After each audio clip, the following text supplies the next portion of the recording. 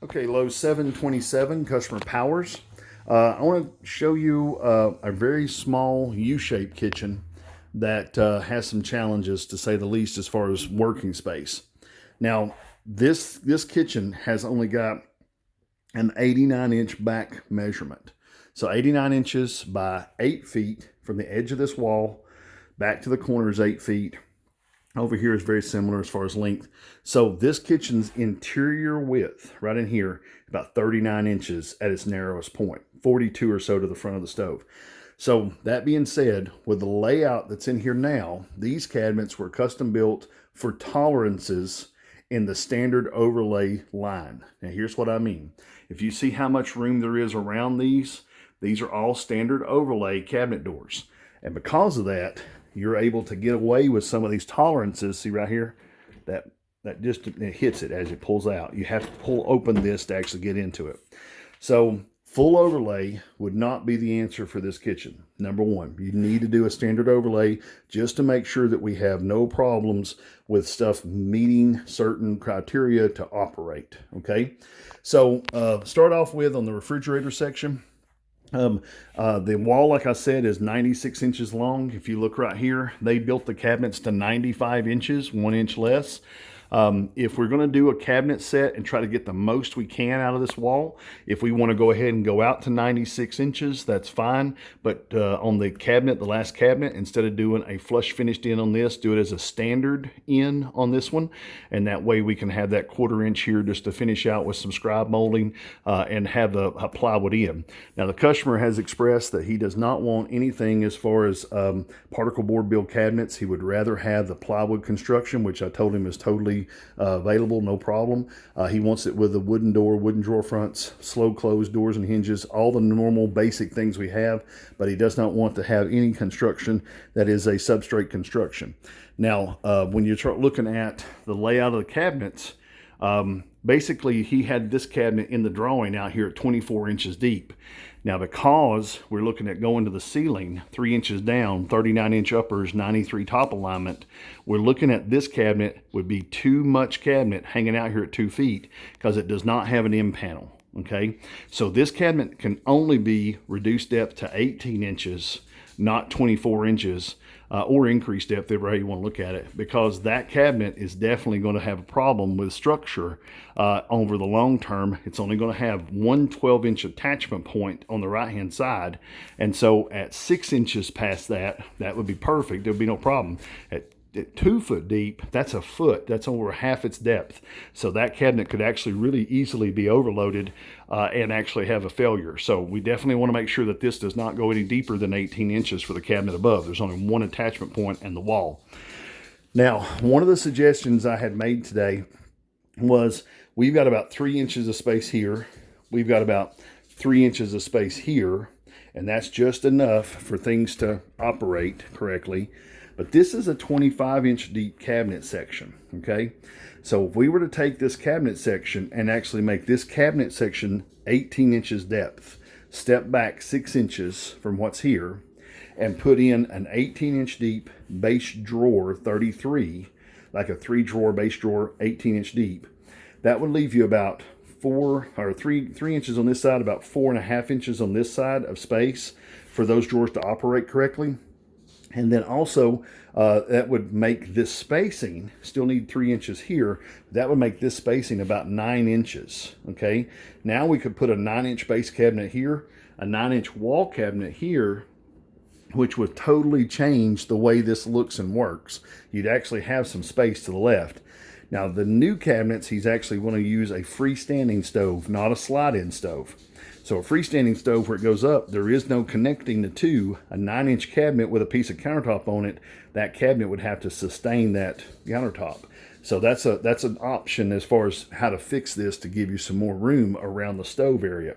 Now the other thing that does is that makes this drawer and this door deeper, makes it 6 inches wider than this is now, which gives you the space to put a pretty decent cabinet set for a blind corner entrance. In other words, where that goes back in there now, you'd have a bigger opening and a bigger drawer front to utilize that corner, which helps to fix things. But now the drawer section here in the middle means that that is a voided corner section in that corner. There's no access to that corner. And again, some of the stuff I'm talking about doing is going to make the kitchen more functional, but it's not going to be any difference as far as the amount of storage space. Now, one of the ways that we can actually make up is we're going to make the upper cabinets taller. We're going to gain 9 inches, which is another shelf. If you look in here, 1, 2, that'd be a third shelf inside, plus the bottom be 4 surfaces. That one gives you about another 9 inches of cabinet up here. But if we were to make these cabinets across the back 14 inches deep or 15 inches deep, see where I'm going here? If we were to make those deeper, then that would bring you out to 15 on the cabinet, 18 on the base. That would give you a smaller door here. It would be smaller, about 6 inches, smaller door, but it would give you this whole back wall, the majority of that wall, 15-inch depth storage. Now casserole dishes will fit in there. Now some oversized pots and pans possibly, or lids will fit in there, oversized Tupperware, casserole dishes. Stuff that won't fit in 12-inch deep cabinets, you've got that whole wall there that you can put stuff in that you could not put in before. Now, the other reason I was talking about this being a 9-inch cabinet here is because they want to go with an over-the-range microwave option, okay? They want to get the countertop space back from this little guy right here where they don't have any room next to the sink. And they want to go with an over-the-range option here. So that's no problem. We're going to make that cabinet taller and put the microwave in, but the microwave is going to stick out about 3 inches deeper than the cabinets are. Don't increase depth of cabinet. Don't do that. Make the cabinets 12 inches deep on this wall or the microwave won't fit correctly. But you want to make sure of that so that the microwave door, which is a left-hand hinge, has room to open and close without bumping the side of the refrigerator here. Okay, so let's go back over here to this side. On your sink is a double tub sink, 33 by 22. The sink base is about 33 inches wide. So this is a standard relation to that, but they do have a dishwasher.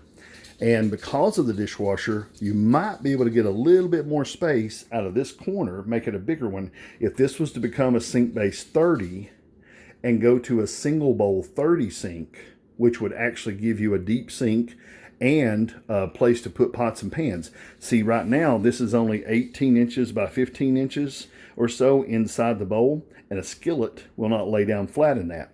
But if you were to get a actual sink that's 30 inches wide, okay, all one piece without this center divider, then you can lay casserole dishes down in it, you can lay pots and pans down in it, you can lay all kinds of different materials, flat skillets that you could not do in a double bowl sink.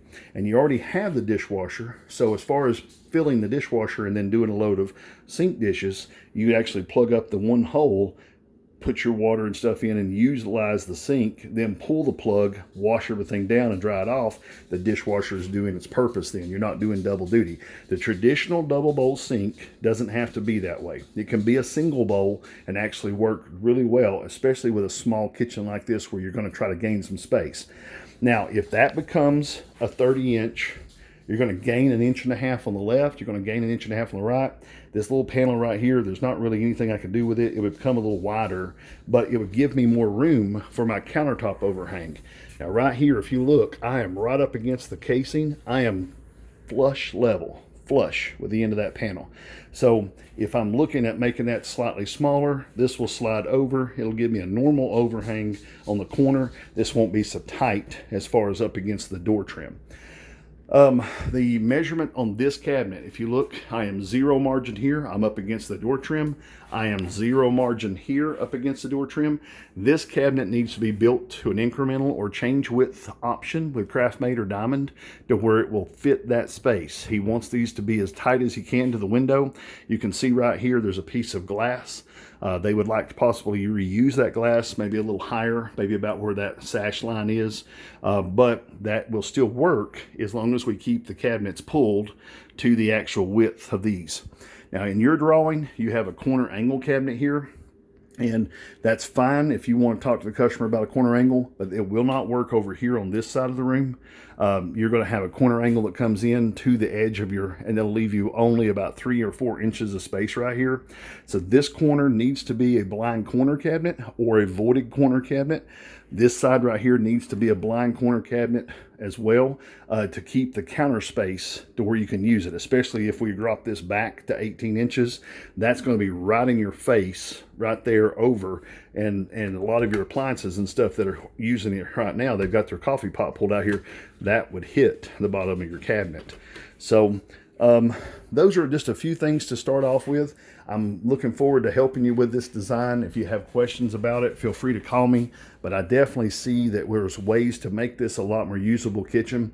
I do want to mention one more thing. I talked to him today about taking out these cabinets and those cabinets and actually splitting the difference on the stove, sliding it over to about a 12 or 15 inch cabinet here, and centering the stove on that space, centering the upper cabinets, and make this a true galley kitchen. And that would cost less, of course, the new cabinets going taller, but it would definitely give you more counter space around your stove. So that's another option as far as how the layout of the kitchen would look. If you have any questions about this, feel free to give me a call at 423-650-1051. Have a good day.